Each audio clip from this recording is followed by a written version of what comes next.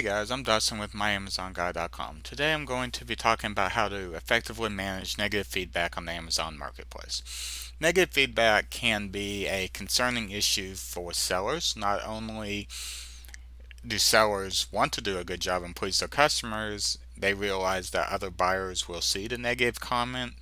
And if you get enough negative feedback, it can actually shut down your account, as Amazon still considers negative feedback as a order defect, which you have to be under 1%.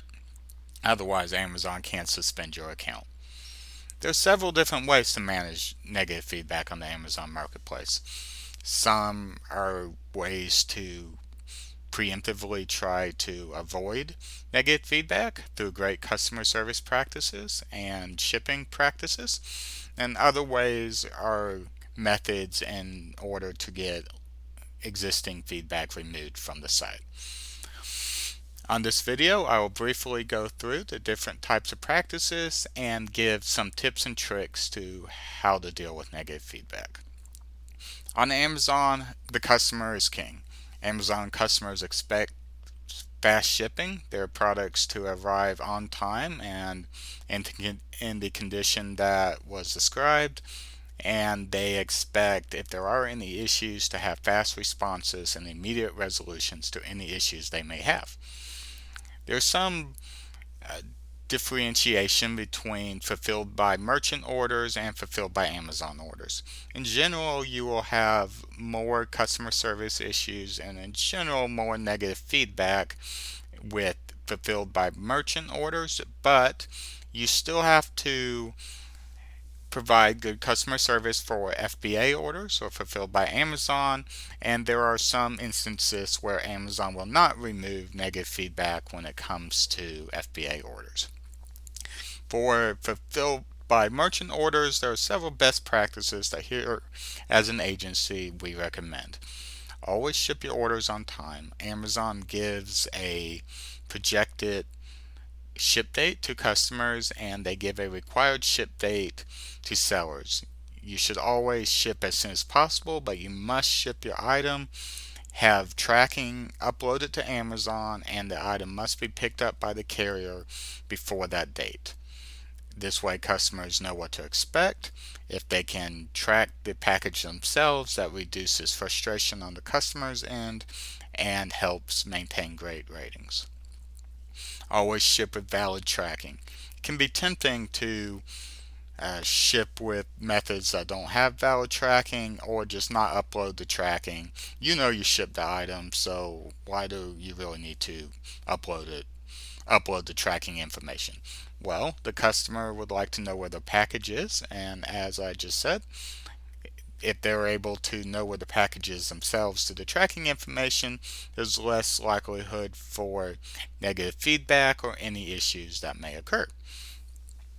Always respond to messages within 24 hours. Although this is no longer a metric on Amazon, it's always good practice to respond to customers within 24 hours or less.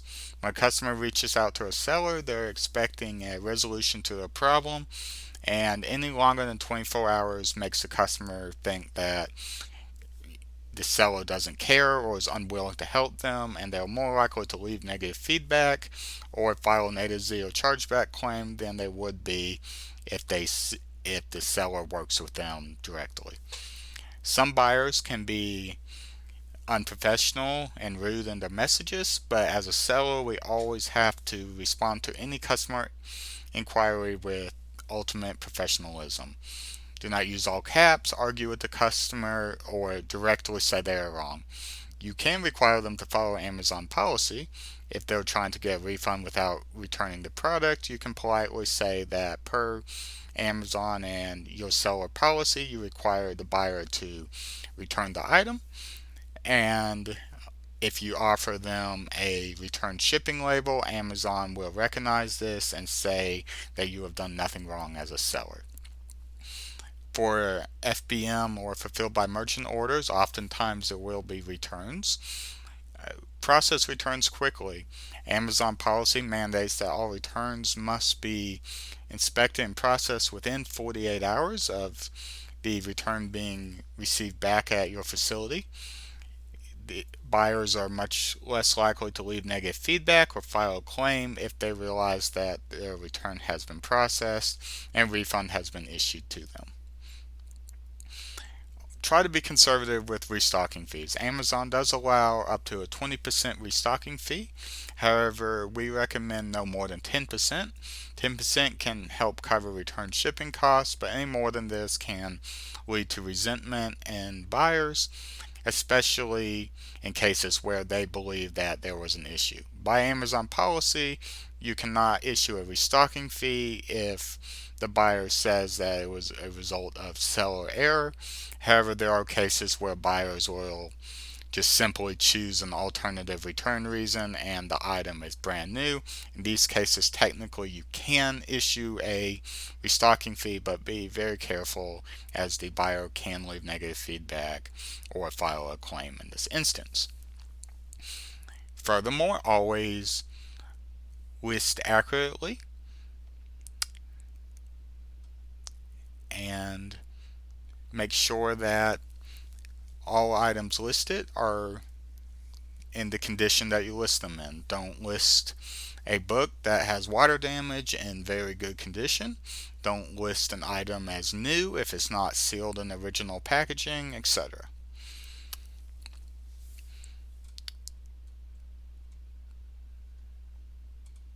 Furthermore, there are cases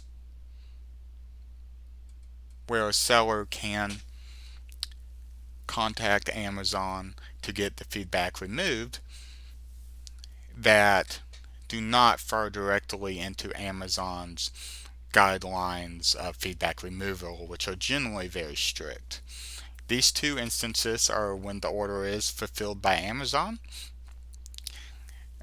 Amazon says the entire comment relates explicitly to delivery experience for an order delivered by Amazon.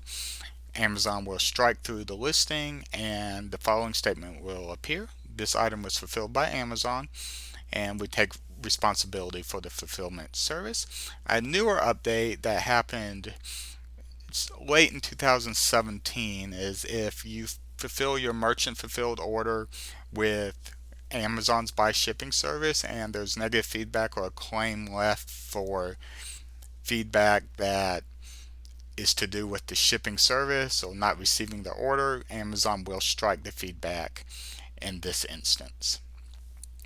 Another step you can take is to ask the customer to remove feedback. Generally, customers are not very happy when negative feedback is left, and generally they are not going to remove the negative feedback. However, there have been instances where if you successfully deal with the customer's issue, provide them a resolution, that they will be willing to remove the feedback. In this case, Amazon allows for one automated feedback removal message, and this message directly tells the customer how to remove the feedback, or you can manually request the buyer to remove the feedback. You can follow the guide right here to request the buyer to do so. In general, you will just ask the buyer to go to amazon.com/feedback, find the completed feedback for the order, your order, and then they can remove the negative feedback when applicable. And when all else fails, you can ask Amazon to remove the feedback. In general, Amazon does not like to remove negative feedback, but they will in certain instances. To do so, go to the Seller Central homepage, click Performance, and then Feedback, and you will see this page. If there is a negative feedback on the account, you can click Request Removal, and Amazon will automatically determine whether the feedback qualifies for removal. 8 out of 10 times the feedback will not qualify for removal, but in certain instances, even if it is denied, you can appeal the decision directly with Amazon. In general, if the review was a direct product review or if the feedback left is clearly not for your product and you can prove this to Amazon, Amazon will take down the feedback. Furthermore, if it's a feedback that's clearly biased or has negative language, Amazon will generally remove the feedback in these cases as well. But for any other issues, or if the customer says their item was damaged or they didn't receive their item, Amazon generally will not take down the negative feedback. If you need any assistance with your Amazon account, help removing feedback, or help developing your account, please visit us at myamazonguy.com and we'll be happy to be of assistance. Thank you and have a great day.